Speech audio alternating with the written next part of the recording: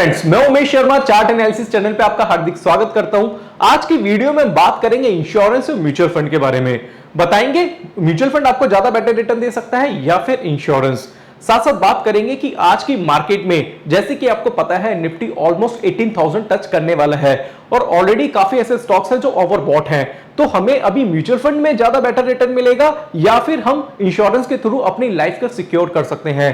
तो आज की वीडियो में मैं बहुत सारे आपके डाउट हैं जो क्लियर करना चाहता हूं, क्योंकि अभी काफी ऐसे लोग हैं जो मार्केट में इन्वेस्टमेंट करना चाहते हैं बट वो कंफ्यूज हैं वो किस तरफ जाए। और आज मैं दोस्तों म्यूचुअल फंड और इंश्योरेंस के बारे में भी बात करूंगा, बताऊंगा कि एक्चुअल में क्या होते हैं और किस तरीके से काम करते हैं और हम अपनी लाइफ को किस तरीके से सिक्योर करते हैं। और ये जो भी चीजें मैं आपको बताऊंगा दोस्तों वो बिल्कुल सरल भाषा में समझाऊंगा और साथ साथ मैं ज्यादा टेक्निकलिटी का यूज नहीं करूंगा जिससे आप भी कंफ्यूज ना हो।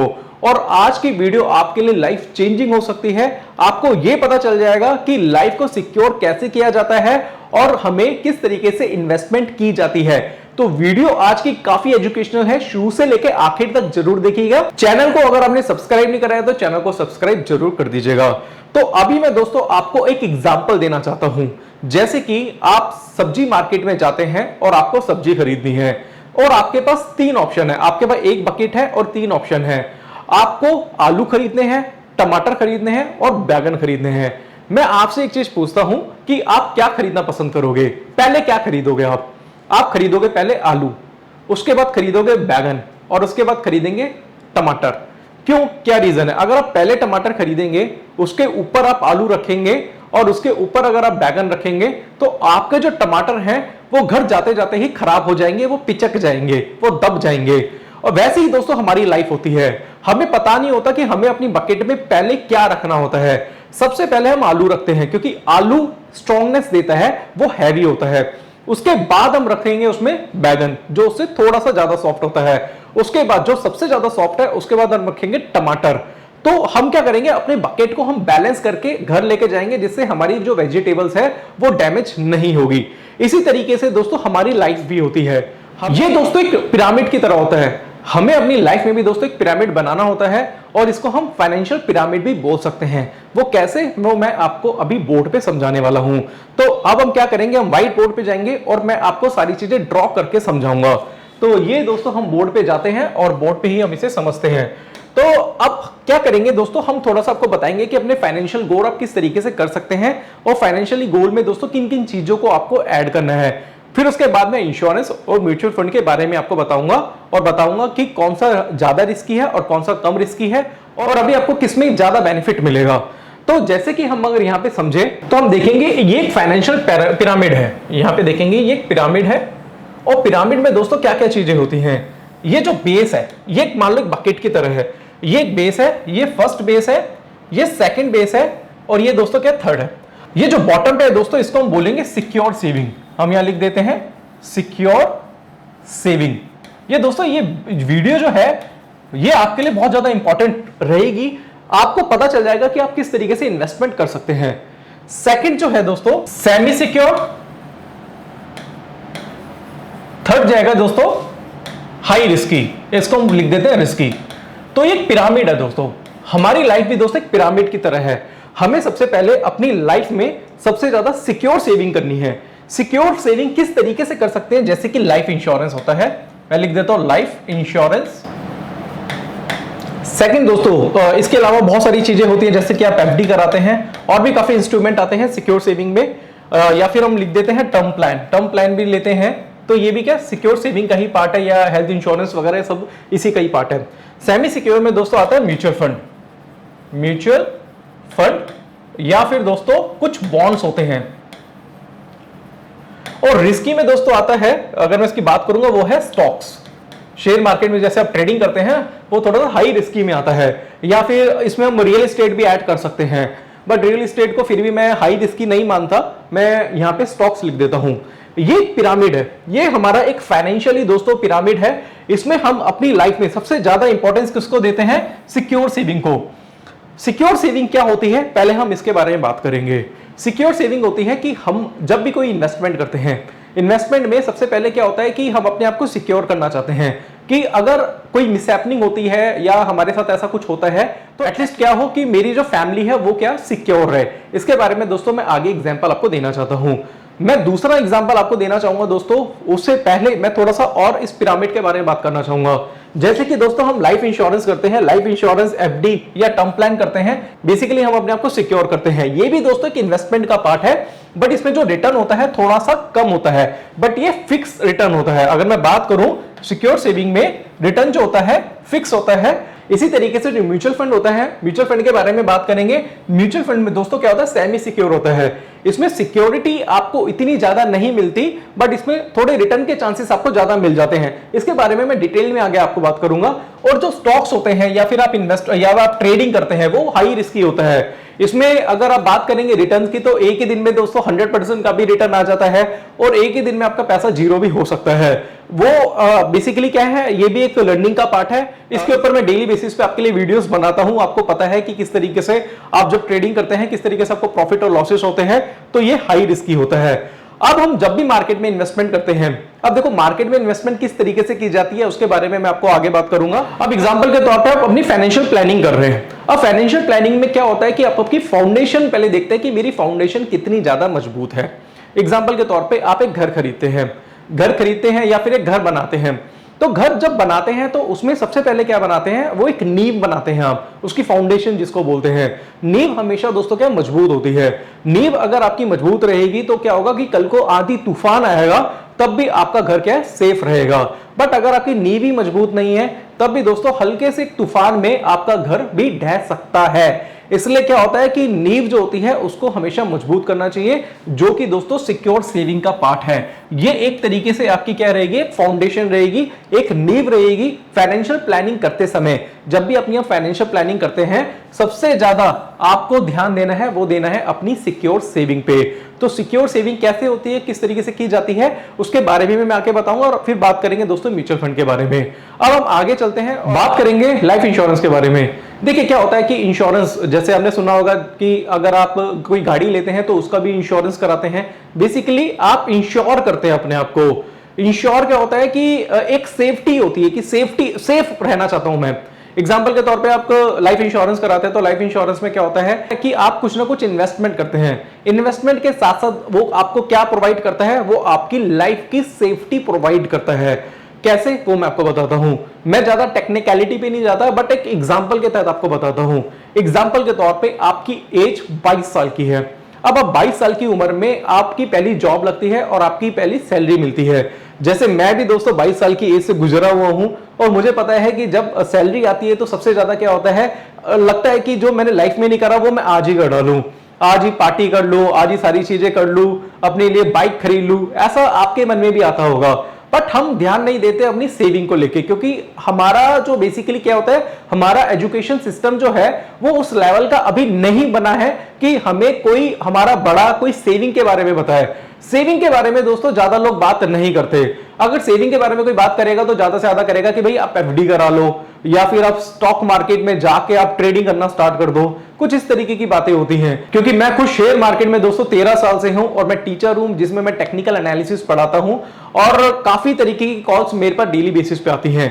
अब हम बात करेंगे 22 साल के लड़के की जिसकी जॉब लगी है और वो क्या कर रहा है, उसकी 15,000 रुपए सैलरी है। मान लो 15,000 सैलरी में उसकी स्टार्टिंग हुई है। अब वो क्या कर रहा है, वो जो 15,000 रुपए कमा रहा है, हो सकता है वो अपने घर में भी पैसे दे रहा हो और कुछ उसके खर्चे भी हो, आने जाने में भी खर्चा लगता है और बहुत सारी चीजें होती हैं जो खर्चों में आ जाती है।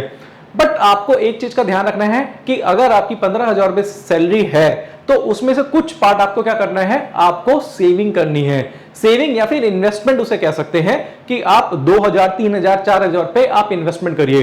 क्योंकि वॉरेन बफेट ने भी एक बात बोली है कि पहले आप सेव करें, इन्वेस्ट करें, उसके बाद आप खर्चा करें। बट हम लोग क्या करते हैं, पहले हम कमाते हैं, फिर अपने एक्सपेंसेस निकालते हैं, उसके बाद जो बचता है तो हम इन्वेस्टमेंट की सोचते हैं। क्योंकि आपको पता है दोस्तों कि इन्वेस्टमेंट की सोचना नहीं है, इन्वेस्टमेंट करना है। और इन्वेस्टमेंट के साथ साथ आपको अपनी लाइफ भी सिक्योर करनी है। अब क्या है कि 22 साल का लड़का है, उसकी जॉब लगी है। जॉब के साथ साथ मैं आपको कहना चाहूंगा कि आपके जॉब के साथ साथ आप अपने एक इंश्योरेंस भी जरूर लीजिए। लाइफ इंश्योरेंस लेना काफी ज्यादा जरूरी है। अभी मैं आगे म्यूचुअल फंड पे भी आऊंगा। अब दूसरा केस हम पकड़ लेते हैं। अब मान लो कि आप लाइफ इंश्योरेंस लेना चाहते हैं और आपके छोटे बच्चे हैं। अब आपके छोटे बच्चे हैं और आपको पता है कि मैं एक काम करता हूं कि मैं लाइफ इंश्योरेंस की जगह मैं म्यूचुअल फंड में इन्वेस्टमेंट करना पसंद करूंगा। अब आपको पता है कि आपके छोटे बच्चे हैं, आप क्या करते हैं, म्यूचुअल फंड में इन्वेस्टमेंट करते हैं। अब म्यूचुअल फंड में इन्वेस्टमेंट करने का एक बहुत अच्छा फॉर्मूला है, हालांकि मैं खुद म्यूचुअल फंड में इन्वेस्टमेंट करता हूं और मैं काफी टाइम से करता हुआ जा रहा हूं, एसआईपी भी कराता हूं म्यूचुअल फंड के थ्रू। बट फिर भी मैं आपको एक चीज कहना चाहूंगा, इसका एक बहुत अच्छा एग्जांपल है। मतलब कि आप प्लान करते हैं 15,000, आप सोचते हैं कि 15,000 रुपए हर महीने की मैं 15% कंपाउंडिंग के साथ 15 साल में मैं करोड़पति बन जाऊंगा। मैं दोबारा कहता हूं कि म्यूचुअल फंड में हमेशा एक चीज समझाई जाती है, 15,000 इन्वेस्टमेंट हर महीने, 15,000 आप हर महीने इन्वेस्टमेंट करेंगे, 15% कंपाउंडिंग के साथ आप 15 साल में करोड़पति बन सकते हैं। अगर हम आज का मार्केट देखेंगे तो म्यूचुअल फंड का जो रिटर्न है, स्टॉक मार्केट का रिटर्न है, वो 15% है, 15 से 17%, 20% तक भी है अगर हम बात करेंगे। बट आपको पता है कि अभी जो स्टॉक्स है ऑलरेडी काफी ओवरबॉट है। अगर आप म्यूचुअल फंड में आप इन्वेस्टमेंट करते हैं, हो सकता है कि आपका आगे 15%, 20%, 25% का भी रिटर्न आ जाए। बट अगर मार्केट क्रैश हो गया, अगर मार्केट क्रैश हो गया तो म्यूचुअल फंड में जो आप रिटर्न एक्सपेक्ट करते हैं उसकी कोई गारंटी नहीं है। हालांकि मैं आपको नेगेटिव नहीं कर रहा हूं, आप म्यूचुअल फंड कर सकते हैं, बट दोस्तों मैं आगे बताऊंगा कि किस तरीके से करना है, उसके बारे में हम आगे बात करेंगे। अब आपको क्या करना है, अब आप देखते हैं कि म्यूचुअल फंड में इन्वेस्टमेंट करूंगा बट हो सकता है कि मार्केट क्रैश हो जाए। अब मार्केट क्रैश हो जाएगा तो क्या होगा, आपका जो पोर्टफोलियो है वो आपने जो प्लान किया हुआ है कि बच्चों के लिए, कि भैया मेरा बच्चा है छोटा सा, उसकी एज है 8-10 साल की, और मैं प्लान करता हूं कि जब उसकी एज 20 साल की होगी तो उसे मैं फॉरेन भेजूंगा। अब फॉरेन भेजूंगा और वो क्या करता है, म्यूचुअल फंड करना स्टार्ट कर देते हैं। अब उस बच्चे की किस्मत किस पे डिपेंडेंट हो गई, म्यूचुअल फंड में डिपेंडेंट हो गई। अगर म्यूचुअल फंड का रिटर्न अगर 15% का होता है, एग्जांपल के तौर पर मैं मान के चलता है कि भाई मेरा म्यूचुअल फंड का जो रिटर्न है 15% का होगा तो मैं फॉरेन में भेजूंगा। अगर रिटर्न मेरा 10% का होगा तो मैं इंडिया में रहकर उसे इंजीनियरिंग कराऊंगा। अगर मेरा रिटर्न 5% का होगा तो फिर मैं इंडिया में ही कुछ कराऊंगा। अब उस बच्चे की किस्मत किस पे डिपेंडेंट हो गई, वो म्यूचुअल फंड के रिटर्न पे हो गई। अब दूसरे केस में अगर हम लाइफ इंश्योरेंस कराते हैं तो लाइफ इंश्योरेंस के क्या बेनिफिट है मैं आपको बताऊंगा, क्योंकि देखिए मैं खुद लाइफ इंश्योरेंस भी करता हूं, मैंने भी लाइफ इंश्योरेंस करा हुआ है, बहुत सारे प्लान है, मैं आपको आगे दिखाऊंगा। इसके साथ साथ मैं म्यूचुअल फंड भी करता हूं, एसआईपी भी करता हूं, बहुत सारी चीजें में मैं इन्वॉल्व हूं। बट फिर भी मैं कहना चाहूंगा कि अगर आप लाइफ इंश्योरेंस कराते हैं तो लाइफ इंश्योरेंस में आपको पता होता है कि हर महीने मुझे इतना अमाउंट देना है और मैच्योरिटी पे मुझे इतना फिक्स रिटर्न मिलेगा। बट ऐसा म्यूचुअल फंड में नहीं होता।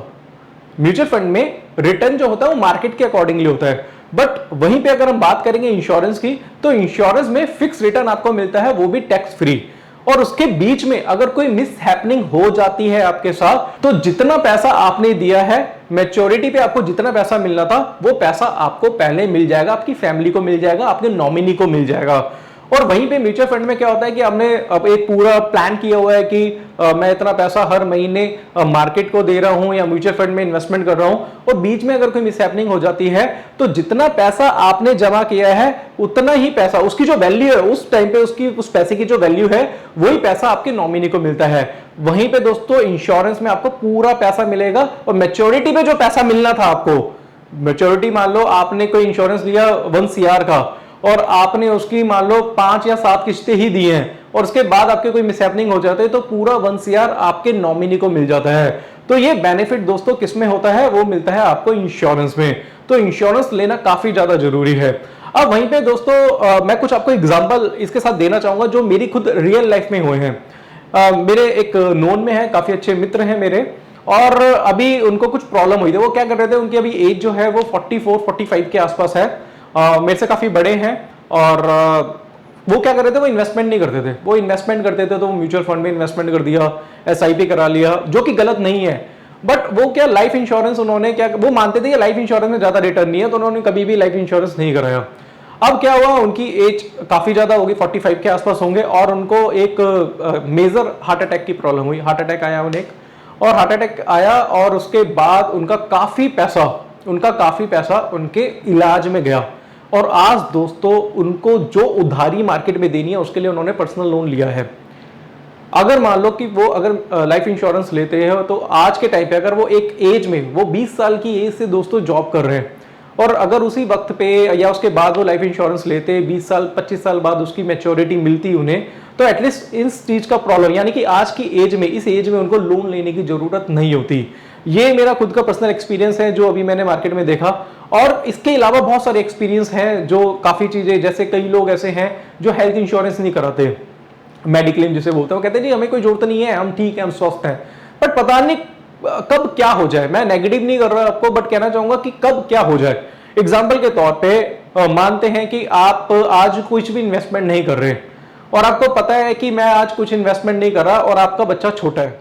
एग्जाम्पल के तौर पे आपका बेटा या बेटी, आपका बच्चा जो है 20 साल का हो जाता है और उसके सारे साथी फॉरेन जा रहे हैं पढ़ने के लिए, अपनी आगे की पढ़ाई करने के लिए, और आपका जो बच्चा है आपसे पैसे मांगता है कि मुझे भी पैसे दो, मुझे भी फॉरेन में जाके पढ़ाई करनी है। आपको पता है फॉरेन में जाके अगर पढ़ाई करनी हो तो 20 से 25 लाख रुपए आराम से लग जाते हैं, और आपके पास पैसे नहीं है, आप उसे नहीं दे पाते, तो आप उसे क्या जवाब दोगे?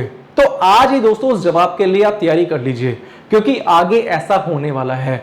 आपको आज का नहीं, आपको 20 साल आगे का सोचना है, और 20 साल आगे के सोचने के लिए आपको इस तरीके से दोस्तों सेविंग करनी है या इन्वेस्टमेंट करनी है, जिससे दोस्तों आप अपने बच्चे को जवाब दे पाए। क्योंकि दोस्तों आपको कहना चाहूंगा कि अगर आप ये सोचें कि आगे आगे देखेंगे, क्योंकि अभी आप इन्वेस्टमेंट नहीं कर रहे, आप सोचेंगे मैं आगे देखूंगा, आगे देखेंगे, आगे देखेंगे, और टाइम ना बीतता जाएगा, बीतता जाएगा, बीतता जाएगा, और टाइम इतना ज्यादा बीत जाएगा दोस्तों कि आप इन्वेस्टमेंट नहीं कर सकेंगे। इन्वेस्टमेंट दोस्तों आप 500 रुपए महीने से भी कर सकते हैं, 5000 से भी कर सकते हैं, 10,000 से भी कर सकते हैं। इन्वेस्टमेंट करना बहुत ज्यादा जरूरी है। और आपको एक चीज कहना चाहूंगा दोस्तों, जिस आदमी ने अभी तक इन्वेस्टमेंट नहीं करी है वो आगे दोस्तों काफी प्रॉब्लम फेस कर सकता है, क्योंकि आगे आने वाला टाइम क्या हो किसी को नहीं पता। तो दोस्तों आपको कहना चाहूंगा, अगर आप ये सोचे कि बच्चे के एजुकेशन के लिए मुझे लोन मिल जाएगा, तो लोन भी अच्छों को नहीं मिलता। इस चीज का आप ध्यान रखिएगा। कई लोग सोचते हैं ना कि बाद में एजुकेशन लोन लेंगे, तो एजुकेशन लोन भी इतनी इजीली नहीं मिलता। तो बाद में ना अपने बच्चों का करियर भी आप खराब करते हैं। अपना तो आपने करियर खराब करा ही करा, अपने बच्चों का भी करियर आपने खराब करा। तो कहना चाहूंगा, अगर आपकी एज 22 साल की है तो अभी से इन्वेस्टमेंट करना स्टार्ट कर दीजिए। अगर आपका छोटा बच्चा है तो भी इन्वेस्टमेंट प्लान कर लिए, या फिर अपने लिए पेंशन प्लान भी आप प्लान करिए, यानी कि आने वाले टाइम पे कुछ ऐसी इन्वेस्टमेंट करिए जिससे आपको पता चल जाए कि मैच्योरिटी के टाइम पे इतना जो फंड है या इतना अमाउंट है मेरे को मिलेगा ही मिलेगा। बट इसके साथ साथ दोस्तों इसमें कुछ नेगेटिव पॉइंट्स भी है, वो भी मैं क्लियर करूंगा। वो क्या है वो मैं आपको समझाना चाहूंगा कि जब भी आप इंश्योरेंस कराते हैं, क्योंकि मैं खुद इंश्योरेंस कराता हूं, अगर मैं आपको देखूंगा तो ये इतने सारे, ये देखिएगा दोस्तों, इतनी सारी इंश्योरेंस मैंने कराई हुई है। बहुत, ये मेरी खुद की इंश्योरेंस है, क्योंकि देखिए मैं भी इंश्योरेंस करता हूं, मतलब मैं खुद करवाता हूं इंश्योरेंस, और इसकी वैल्यू मुझे पता है। मैं म्यूचुअल फंड भी करता हूं, अगर आपको दिखाऊंगा तो मैं खुद स्टॉक्स में भी इन्वेस्टमेंट करता हूं, ट्रेडिंग भी करता हूं, साथ साथ इन्वेस्टमेंट भी करता हूं, और साथ साथ इंश्योरेंस भी करता हूं। टर्म प्लान भी है मेरे पास, सारी चीजें, हेल्थ इंश्योरेंस, सारी चीजें मैंने ली हुई है। बट सबसे ज्यादा जो मेरे पास है वो है लाइफ इंश्योरेंस, क्यों, वो मैं आपको बताना चाहूंगा। अब क्या होता है, एग्जांपल के तौर पे पहले मैं इसका नेगेटिव पॉइंट बताना चाहूंगा, बट वो नेगेटिव पॉइंट नहीं, पॉजिटिव पॉइंट है। कई लोग ये बोलेंगे कि ना इंश्योरेंस मत करो, लाइफ इंश्योरेंस मत करो, क्या मिलता, कुछ नहीं मिलता, म्यूचुअल फंड करा लो, ज्यादा अच्छा रिटर्न है। अगर मान लो म्यूचुअल फंड कराते हैं, अभी मैं आपको आगे बताऊंगा कितना परसेंट आपको अपनी सैलरी या फिर अपनी सेविंग का म्यूचुअल फंड में लगाना चाहिए या फिर आपको इंश्योरेंस में लगाना चाहिए, उसके बारे में हम आगे बताएंगे। इसका एक नेगेटिव पॉइंट भी है दोस्तों इंश्योरेंस का, वो ये है कि एग्जांपल के तौर पे आप 8 साल के लिए कोई इंश्योरेंस कराते हैं और आपको पता है आपकी मैच्योरिटी 16 साल की है, 16 साल बाद आपको मैच्योरिटी मिलेगी, और आप हर महीने का 5,000 रुपये जमा करा रहे हैं। अब 5,000 रुपये हर महीने का जमा करा रहे हैं तो साल का कितना हो गया दोस्तों, 60,000 के आसपास हो गया। 60,000 रुपये के आसपास आप मान के चलिए कि 8 साल में आप जो भी पैसा जमा कराते हैं उसको आप कैलकुलेट कर लीजिएगा, उसका मान लो कि आपको डबल मिलता है आपको 16 साल बाद। आप कहेंगे यार 8 साल तक मैं पैसे दे रहा हूं, फिर 16 साल में मुझे डबल मिलेगा। पहले तो पैसे बहुत कम कम करके दे रहे हैं, यानी कि एक साथ आपने पूरा पैसा नहीं दिया। इसके साथ साथ बेनिफिट आपको एक लाइफ इंश्योरेंस भी मिल जाती है, उसमें कि अगर आपके साथ कुछ मिसहैपनिंग होती है तो पूरा अमाउंट आपके नॉमिनी को दिया जाएगा। और तीसरा सबसे जो बेनिफिट है, बट अगर एक चीज आपको नेगेटिव पॉइंट इसका बताना चाहूंगा वो ये है कि अगर मान लो आप नहीं दे पाए, अगर आपको पैसे की जरूरत हो गई, तो पैसे की जब आपको जरूरत होती है या फिर आप अगर आप अपनी पॉलिसी बंद कराना चाहते हैं तो उसमें पैसा आपको कट के मिलता है, तो आपको लगेगा यार मैंने जमा तो 4 लाख रुपए कमाए थे बट मिले मुझे 3 लाख रुपए, तो इसका नेगेटिव पॉइंट है। बट कहना चाहूंगा नेगेटिव पॉइंट नहीं है, पॉजिटिव पॉइंट है। क्यों, वो मैं आपको बताता हूं। अब आपको क्या है कि अगर एग्जाम्पल के तौर पर आपकी सैलरी है 20,000 रुपए और आप 5,000 रुपए हर महीने जमा करा रहे हैं, आपको पता है भाई 8 साल तक तो मुझे देने देना, तो ये आपकी लायबिलिटी हो जाएगी कि भैया मुझे 5,000 रुपए जमा कराने, और आपको पता है कि अगर मैं पैसे जमा नहीं कराऊंगा, अगर या फिर मेरी पॉलिसी बंद करा दूंगा, हालांकि अगर पैसे जमा नहीं कराते 1-2 महीने तक तो पॉलिसी लैप्स नहीं होती है, कुछ टाइम दिया जाता है इसमें, बट फिर भी कहना चाहूंगा कि अगर आप पॉलिसी बंद कराते हैं तो कट के आपको मिलते हैं। आपको पता है कट के मिलेंगे तो उससे बेटर है कि मैं भरता रहूं, तो आपके पास एक लायबिलिटी हो जाएगी। तो आप उसके लिए ना अपनी रियल लाइफ में ज्यादा एफर्ट करेंगे। अपनी रियल लाइफ में ज्यादा एफर्ट करेंगे। जब आपको लायबिलिटी नहीं होती ना, तब तक आप ना एक्स्ट्रा पेन नहीं लेते। आप अपने ऊपर लायबिलिटीज लो, आप लायबिलिटीज लोगे तभी आप एक्स्ट्रा पेन लोगे और उसके साथ आप हार्डवर्क ज्यादा करोगे। तो आपको उस लॉस से बचने के लिए हर महीने जो अमाउंट है आपको जमा कराना पड़ता है। और मैच्योरिटी आने में दोस्तों पता भी नहीं चलता। आज आपकी एज 20 साल है और आपको पता है आपकी मैच्योरिटी है वो मान लो 40 साल में, आप 20 के 40 कब हो जाएंगे पता भी नहीं चलेगा आपको। और जब 40 साल की उम्र में आपको एक बड़ा अमाउंट आपको मिलेगा, तो हो सकता है उस बड़े अमाउंट से आप काफी चीजें आप कर सकते हैं। आप घर बना सकते हैं और बहुत सारी चीजें हैं जो अपनी फैमिली के लिए आप करना चाहते हैं वो भी कर सकते हैं, और लाइफ भी आपकी सिक्योर रहती है। तो आपको क्या है, ये नेगेटिव पॉइंट तो आपको लगता है कि अगर मैं पैसे जमा नहीं कराया तो कट के मेरे को मिलेंगे, बट उसी वजह से आप पूरा पैसा जमा कराते हैं और आपका मैच्योरिटी तक आप वेट करते हैं, और मैच्योरिटी तक वेट करते हैं और एक बड़ा अमाउंट आपको मिल जाता है। तो ये एक बेस्ट पार्ट रहता है इसका। अब वहीं पे दोस्तों बात करेंगे कि कितना परसेंट हमें अपनी सैलरी का यानी कि अपनी सेविंग का म्यूचुअल फंड में लगाना चाहिए या फिर इंश्योरेंस में लगाना चाहिए, उसके बारे में हम बात करेंगे। एग्जाम्पल के तौर पर आपकी सैलरी जो है वो 40,000 है, आपकी सैलरी 40,000 है और 40,000 आपकी सैलरी है, तो आपके जो एक्सपेंस है वो EMI वगैरह सारी चीजें मिला के वो है 30,000 आपके क्या है, वो है आपके एक्सपेंसेस। मैं लिख देता हूं, ये आपकी सैलरी है, ये आपके एक्सपेंस है, और आपकी सेविंग जो है, जो बचता है इसमें से वो कितना है, 10,000 रुपए। अब 10,000 को आप क्या करेंगे, किस तरीके से आप यूज करना चाहेंगे उसके बारे में बात करेंगे। आप क्या कर सकते हैं, आपको पता है कि सिक्योर अमाउंट आपको ज्यादा से ज्यादा बनना है, बट फिर भी मैं कहता हूं कि आप इंश्योरेंस में आप कितना करिए, 50% रखिए, और म्यूचुअल फंड में कितना कर सकते हैं, 50% कर सकते हैं।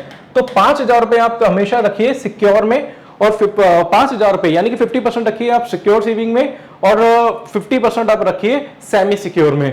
तो ये क्या रहेगा, बैलेंस रहेगा। तो बैलेंस करना बहुत ज्यादा जरूरी है, बट फिर भी कहना चाहूंगा दोस्तों सेमी सिक्योर यानी कि लाइफ को प्रोटेक्ट करना काफी ज्यादा जरूरी है, क्योंकि कल नहीं पता कल को क्या चीज हो सकती है।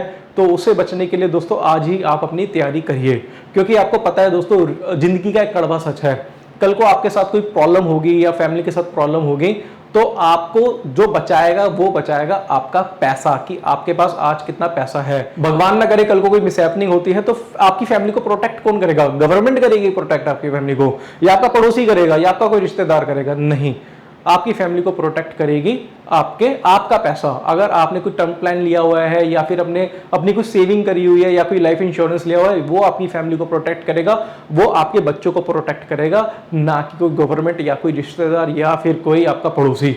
तो दोस्तों ये लाइफ का कड़वा सच है। तो अभी से दोस्तों अपने लाइफ को सिक्योर करना स्टार्ट कर दीजिए। आज शाम को बैठ के सोचना है इस चीज को लेके कि मैं अपने लाइफ को सिक्योर करने के लिए क्या कर रहा हूं।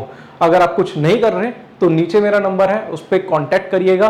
मैं आपको बताऊंगा कि कैसे अपनी लाइफ को सिक्योर कर सकते हैं, किस तरीके से इंश्योरेंस कर सकते हैं। अगर आपको म्यूचुअल फंड करना है तो कैसे म्यूचुअल फंड कर सकते हैं, किस तरीके से इन्वेस्टमेंट करनी चाहिए, कितना % अमाउंट इंश्योरेंस में लगाना चाहिए, कितना % अमाउंट आपको म्यूचुअल फंड में लगाना चाहिए। और आपको कोई भी डिटेल चाहिए इंश्योरेंस से रिलेटेड, आपको कुछ भी इंश्योरेंस वगैरह कराना है तो नीचे दिए गए नंबर पर कॉन्टैक्ट जरूर करिएगा। मैं आपको बताऊंगा कि आपके लिए बेस्ट कौन सा इंश्योरेंस या म्यूचुअल फंड आपके लिए ज्यादा बेटर रहेगा। तो आशा करूंगा आज की वीडियो पसंद आई होगी। वीडियो पसंद आती है तो लाइक करें, शेयर करें, चैनल को सब्सक्राइब करें। कोई डाउट है, कोई क्वेरी है तो नीचे दिए गए नंबर पे कांटेक्ट कर सकते हैं। आज के लिए बस इतना ही दोस्तों, धन्यवाद।